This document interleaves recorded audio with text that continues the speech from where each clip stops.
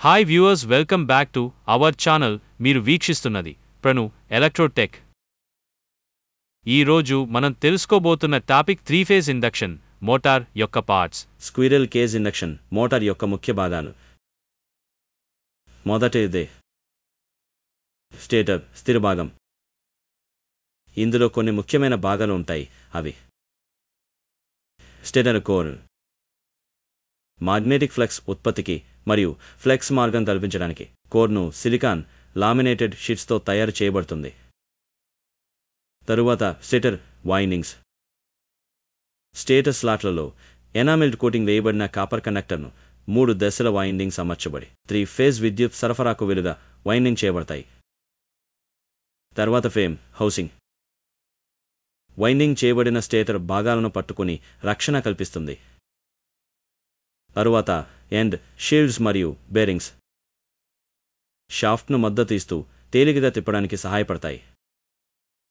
2 rotor తిరిగే భాగం. ఇందులో కొన్ని ముఖ్యమైన భాగాలు. అది రోటర్ కోర్, లామినేటెడ్ సిలికాన్ స్టీల్తో తయారవుతుంది. తరువాత రోటర్ బార్లు. అల్యూమినియం లేదా కాపర్ బార్లు రోటర్ స్లాట్లలో అమర్చబడి ఉంటాయి. తర్వాత ఎండ్ రింగ్స్. రోటర్ బార్లను 2 చివర్ల వద్ద షార్ట్ చేస్తారు. దీనివల్ల ఇది స్క్విరెల్ కేజ్ ఆకారాన్ని పొందుతుంది.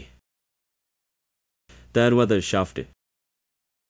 ఇది యాంత్రిక శక్తిగా మార్పు చెంది యాంత్రిక లోడును తిప్పుతుంది. 3 ఎయిర్ గ్యాప్. స్టేటర్ మరియు రోటర్ మధ్య చిన్న ఖాళీ.